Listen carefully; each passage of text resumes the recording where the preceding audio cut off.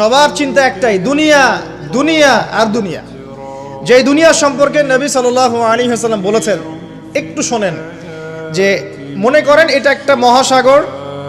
নবী সাল্লাল্লাহু আলাইহি ওয়াসাল্লাম বলছেন এখানে একটা আঙ্গুল ঢুকিয়ে দাও, দিয়ে বের করো।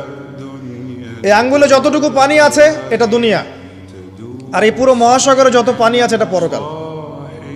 একদিন সাহাবীদেরকে নিয়ে নবী যাচ্ছেন সাল্লাল্লাহু আলাইহি ওয়াসাল্লাম, একটা মৃত গাধা বা বকরির বাচ্চা পড়ে আছে, মৃত গাধা বকরির বাচ্চা। সাহাবীদেরকে বলছেন, হে আমার সাহাবীরা, তোমরা কি এই বকরির বাচ্চাটাকে 1 দিরহামের বিনিময়ে কিনতে চাও? কিসের বিনিময়ে? 1 দিরহাম। তো দিরহাম কি জিনিস সেটা পরে বোঝাবো ইনশাআল্লাহ, ওইগুলো এখন বুঝবেন না।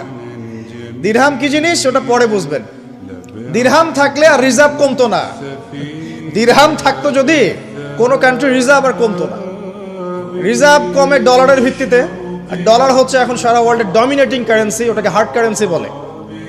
মানে আপনি তেল কিনতে চান, 1 কোটি টাকা ব্রিফকেসে নিয়ে আমাদের আবু ধাবিতে চলে যান, গিয়ে শেখদেরকে বলেন যে আমাকে 1 কোটি টাকার তেল দেন, 1 ফোঁটাও তেল দিবেন আপনাকে, দিবে না।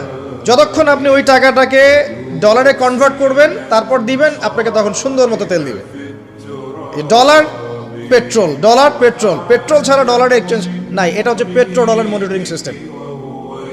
এবং এটা নিয়ে কথা বললে আবার এক শ্রেণীর ঘুমটাওয়ালা শায়েখ আছে, বলবে খারেজি হয়ে গেছে। যাই হোক, এটা একটা জুলুম। কিরকম জুলুম? যে আপনি আপনার ইকোনমিক পুরো ব্যালেন্সটাকে ডলারের মানদণ্ডে যাচাই করতে হবে। আপনি যতই সমৃদ্ধশালী হন না কেন, আপনি ওই হার্ড কারেন্সিকে টেক্কা দিতে পারবেন।